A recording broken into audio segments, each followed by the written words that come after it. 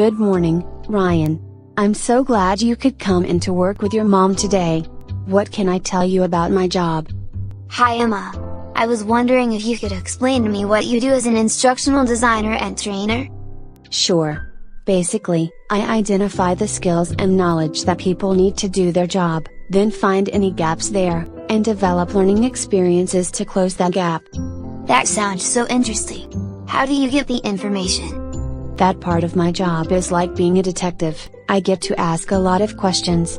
I talk to the people who do the work, and their managers. And to the people who develop the software and other tools they use. Then I take all that information and analyze it to define the actual requirements. That sounds like a lot of work.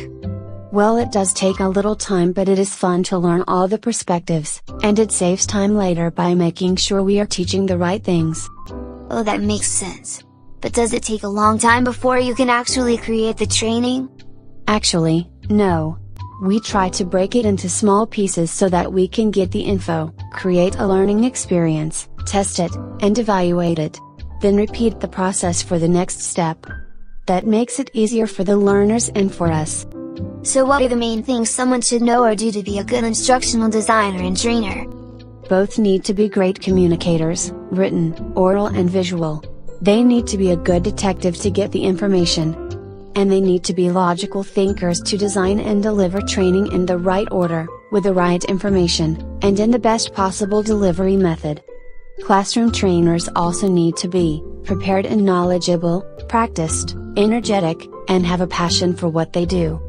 Wow, that sounds like a lot. It is a lot, but it's also fun. And so rewarding.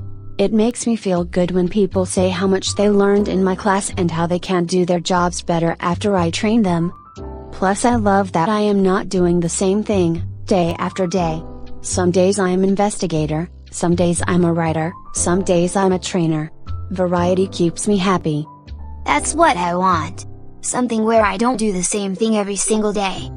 My other favorite part is using my creativity to design the training.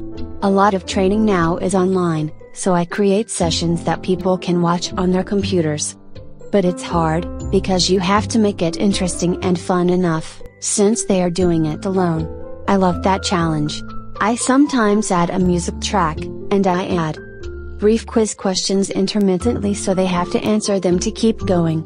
Plus I like to add little games to keep them testing themselves. That does sound fun. And while you're not doing the same thing over and over, your students don't see the same thing over and over either. Exactly. So what should I major in a college if I wanted to be an instructional designer?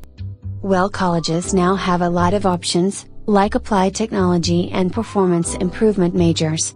But you can also major in business or healthcare support or anything. While a bachelor's degree is required, you can learn the adult learning theory and training pieces as continuing education or advanced degrees. That's awesome! I really appreciate your sharing this info with me. I'm excited to find out more. It was my pleasure. Happy to help. Let me know if you have any other questions.